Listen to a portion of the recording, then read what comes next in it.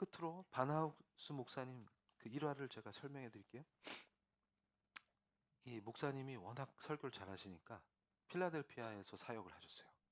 그런데 그 필라델피아의 작은 교회 목사님이 바나우스 목사님을 초청해서 일주일 동안 사경회를 열었어요. 그래서 일주일간 연속 설교를 하시는 거예요. 그런데 그렇게 열심히 맨 앞자리에 나와서 설교를 듣던 그 작은 교회 목사님이 마지막 날 토요일이었는데 안 보이는 거예요. 그러니까 바나우스 목사님이 궁금하기도 하고 걱정이 돼서 목사님 어디 갔어? 이렇게 한 거예요. 그랬더니 한참 젊은 목사님이었는데 아내가 출산을 했는데 다운 증후군 아이가 태어났다는 거예요. 그래서 병원에 아내를 지키느냐고 못 온 거예요, 집회. 그런데 이 목사님이 이 바나우스 목사님이 젊은 목사님을 불러가지고 뭘 하셨냐면 출애굽기 4장 11절 말씀을 딱 펴서 읽어주셨어요. 그 말씀이 출애굽기 4장 11절입니다. 여호와께서 그에게 이르시되 누가 사람의 입을 쥐었느냐? 누가 말 못하는 자나 못 듣는 자나 눈 밝은 자나 맹인이 되게 하셨느냐? 나 여호와가 아니냐? 이 말씀을 딱 읽어주셨어요. 그랬더니 이 목사님이 너무 힘들어서 마음이 울고 있다가 출애굽기 4장 11절 말씀을 딱 바꾸서 그 바나우스 목사님 성경책을 뺏어가지고 그대로 들고 병원으로 달려가는 거예요. 그래서 입원해 있는 아내에게 이 말씀을 봉독해 줍니다. 그랬더니 그 사모님이 이 말씀을 묵상하면서 깊은 은혜에 빠져서 하나님께 통곡 기도를 해요. 근데 그때 그 병원에 누가 있었냐면 기독교를 증오하고 기독교인들이 고통받는 걸 너무 기뻐하는 간호사가 하나 있었어요. 그 간호사 선생님이 이 사태를 직시하면서 목사 사모라는 걸 알잖아요. 꼬수어가지고 아이고 꽃이다 이러면서 어쩔 줄 몰라 하고 있었어요. 그러면서 니들이 어떻게 하나 한번 보자.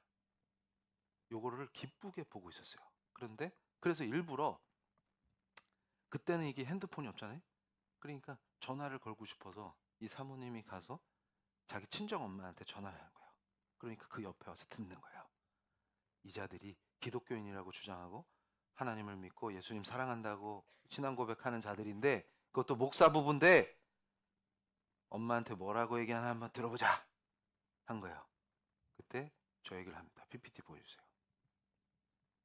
그 사모님이 전화로 자기 어머니에게 엄마 하나님께서 다운 증후군 걸린 아이로 우리를 축복하셨어요. 축복의 성격은 아직 몰라요. 그렇지만 우리는 이 아이가 하나님이 주신 복이라고 굳게 믿어요. 이렇게 신앙 고백을 해버린 거예요. 근데 이때 옆에서 나쁜 의도로 듣고 있던 이 간호사가 엄청 충격을 받은 겁니다.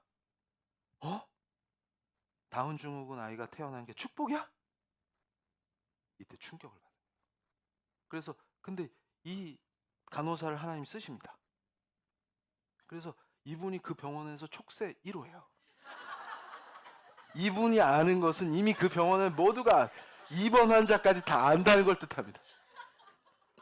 그러니까 이 엄청난 촉새를 하나님이 쓰시는 거예요. 그러니까 그 사모님이 전화를 끊은 즉시 그 병원에 그 소문이 퍼지는 거예요. 많은 사람이 은혜를 받고 그 작은 교회 그 병원에서 간호사 선생님, 의사 선생님, 직원들 할 것 없이 70명이 와요. 그래서 함께 예배를 드렸는데 첫 예배에서 30명이 예수를 구주로 시인합니다. 그리고 회심해요. 그래서 이 놀라운 은혜의 역사는 뭐냐면 주가 누구시냐, 우리가 믿는 그 예수 그리스도가 누구시냐. 그러니까 인간적 관점에서는 다운 증후군 아이가 태어난 게 저주라고 생각할 수 있어요. 그런데 하나님께서 그 아이를 통해서 어떤 축복을 주시냐, 그리고 그 생명이 어떤 복이냐 하는 걸 우리는 감히 하나님의 뜻과 의지를 짐작할 수가 없습니다. 그래서 제가 강조하는 영성은 뭐냐면 그렇기 때문에 우리는 뜻과 의미를 묻고 하나님께 거래를 청하는 자가 아니라 순종하는 사람입니다.